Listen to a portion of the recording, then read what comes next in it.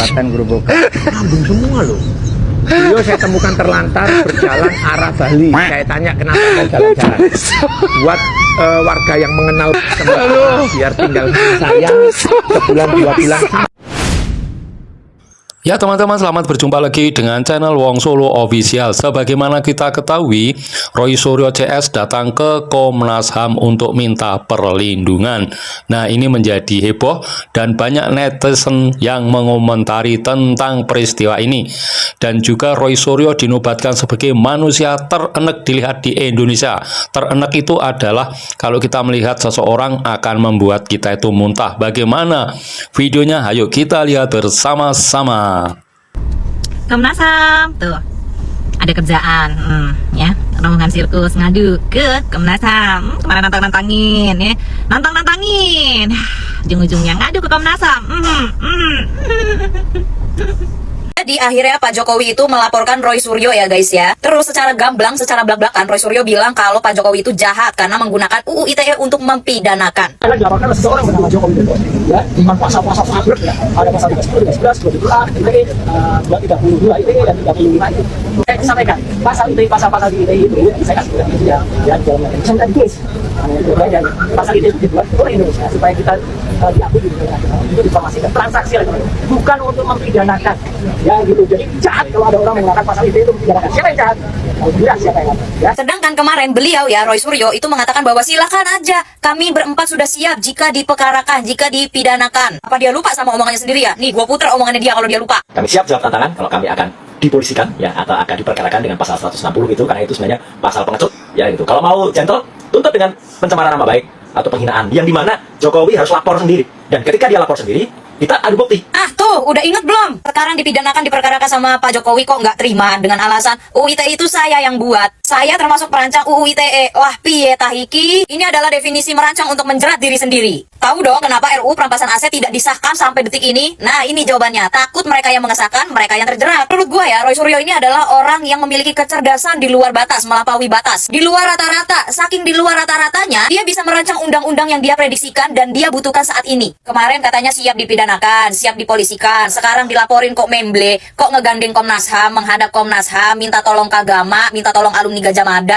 Ini gimana sih? Roy Suryo merancang UU ITE, tapi dia bilang orang itu jahat kalau menggunakan UU ITE untuk mempidanakan seseorang. Lah, dulu gua masuk Barreskrim karena UU ITE dan gua itu bisa dipidanakan. Berarti dulu orang yang mau mempidanakan gua tuh jahat ya. Padahal saat itu gua mengakui kalau itu adalah kesalahan gua dan gua memang siap untuk diperkarakan, siap untuk dipidanakan. Terus buat apa undang-undang ITE dirancang kalau tidak bisa dipakai atau tidak bisa dipergunakan untuk menghukum seseorang? Buat apa ada itu UU ITE? Pencemaran nama baik itu adanya di UU ITE. Kalau UU ITE pencemaran nama baik tidak bisa digunakan untuk menghukum seseorang, maka semua orang akan dengan sadar dan akan dengan sengaja mencemarkan nama baik banyak orang karena tahu, oh, gua nggak bakal nih dimasukin penjerong, gua nggak bakal nih kena hukuman dan segala macam. Buat apa itu undang-undang dibuat? Pantesan dari dulu banyak banget yang bilang kalau UU ITE itu adalah undang-undang karet, pasal karet. Ternyata yang merancang dia. Pantesan aja UU ITE itu banyak disalahgunakan orang-orang yang salah tapi nggak mau disalahkan. Ternyata ini adalah definisi senjata makan tuan. Terus emang kenapa kalau dia yang merancang? Terus berarti dia yang merancang dia bebas dari jeratan hukuman gitu? Kebal gitu? Akan ya kata Roy Suryo, nih ya Roy Suryo loh yang ngomong. Bahas ijazah bukan orangnya tapi dipolisikan soal pencemaran nama baik. Lucu banget. Terus kalau ijazahnya kemarin terbukti palsu gitu, yang dimasukin penjara tuh ini ijazahnya gitu. Ini gimana sih konsep pola pikirnya Roy Suryo ini gimana sih? Terus kalau ada orang nih ya identitasnya palsu gitu, karena yang palsu identitasnya berarti identitasnya yang ditahan, identitasnya yang dimasukin bui gitu. Gimana sih? Ini kan kalau begini ceritanya gue malah jadi inget CCTV-nya Jessica Kumala Wongso. Itu kan ada orang yang ngedit kan? Kasus Jessica Kumala Wongso kopi sianida itu juga pakar telematikanya Roy Suryo kan? Gua nggak bilang Roy Suryo yang ngedit CCTV-nya loh, enggak. Gue cuma nanya waktu perkara Jessica Kumala Wongso itu pakar telematika yang dipakai di pengadilan itu Roy Suryo kan? Kalau dipikir-pikir sama orang waras gitu ya, apa keuntungannya Roy Suryo mengurusi ijazahnya Pak Jokowi gitu? Pak Jokowi udah 10 tahun menjabat jadi presiden loh, udah jadi wali kota juga, udah jadi gubernur juga. Lu ngapain sih ngurusin ijazahnya Pak Jokowi? Untungnya apa buat lu? Fungsinya, manfaatnya tuh apa? UGM udah bilang asli, Barreskrim udah bilang asli, udah dicek juga sama tim forensik. Teman-teman UGM-nya Pak Jokowi, alumni UGM juga udah menyatakan kalau itu asli. KPU juga udah bilang itu asli, Pak Jokowinya juga udah bilang itu asli. Terus lu mau cari apa lagi? Ini gue pemikiran orang normal aja ya. Ibarat kata gue tidak mendukung Pak Jokowi gitu. Ibarat kata gue bukan pembela Pak Jokowi ya. Tapi UGM sudah menyatakan kalau ijazahnya dokumennya Pak Jokowi itu asli. Ya sudah. Menurut lu emang mau UGM, Universitas Gajah Mada, universitas terkemuka di Indonesia, ya, mempertaruhkan kredibilitas akreditasi universitasnya hanya untuk membela seorang Jokowi? Hah? Nggak mungkin. Siapa orang paling enek di Indonesia saat ini. Nah itu kalau lihat orang ini pengen muntah. Orang itu adalah Roy Suryo. Kenapa? Ya karena dia ini yang keluar dari mulutnya ini anfaedah ya. Nggak ada manfaatnya itu, sama sekali nggak ada manfaatnya. Jadi ya berarti kan kalau kita ngikuti garbage in garbage out ya, kalau yang dikeluarkan sampah berarti yang ada di dalam dirinya ya sesungguhnya sampah gitu. Cuma pertanyaannya gini, kenapa ya kok dia semakin laris diundang di TV gitu? Hampir semua channel TV ketika mempersoalkan ijazahnya Jokowi ini selalu Roy Suryo yang diundang ya. Ya karena memang TV itu menggunakan jurus emosional marketing, jadi dia bikin acara yang kira-kira orang itu emosinya itu bisa disulut gitu. Karena itu orang kalau lihat Roy Suryo kan bawanya emosi aja. Aku iki waras, Cuk. Sampeyan lapo kok mesu-mesu lapo? Akibat ditinggal nikah pujaan hatinya, seorang pria mengalami gangguan jiwa dan harus dipasung keluarga di Desa Cinta Manis Baru, Banyuasin, Sumatera Selatan. Keluarga terpaksa melakukan pemasungan karena sang pria sering mengganggu orang lain.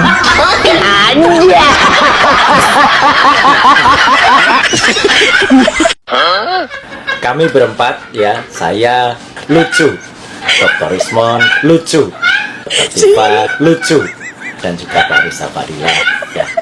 Ini benar-benar lucu. Apakah Presiden Prabowo masih akan membiarkan anak-anak bangsanya lucu? Beliau saya temukan terlantar berjalan arah Bali. Saya tanya kenapa mau jalan-jalan. Buat warga yang mengenal biar tinggal saya sebulan 2 bulan. Ahli forensik, ahli foreder, ahli teletabis, ahli telematika, ahli telegram, ahli telenovela, ya. Lu berpelukan aja sama bini lu sama anak lu tiap hari. Berpelukan sebelum lu masuk penjara. Berpelukan, ya. Muka-muka sedih lu udah kelihatan banget. Gue lihat waktu di beberapa tayangan TV, lu luar udah sedih kelihatannya mau dilaporin balik sama Jokowi. Ya. Itu pandangan hukum gue. Dari dokter hukum, kan lu kemarin kan di TV ngakunya kan saya dokter forensik, saya dokter teletabis. Iya, pandangan lu betul. Menurut forensik sekian ini benar. Tapi menurut gue ahli hukum pidana, ahli hukum perdata, ya, gue jelasin ada kewenangan undang-undang yang menyampingkan perkara pidana terkait dengan pejabat publik. Itu di dalam Undang-Undang Nomor 16 Tahun 2004 tentang kekuasaan hakim atau kewenangan hakim. Gancuk. Nah, aku lagi keringetan gobios ini ya. Ketok welek. Tapi engko sore wis barados. Gawe celana lepis, jaket lepis, metu ke lawang, wanita-wanita terpesona mesti.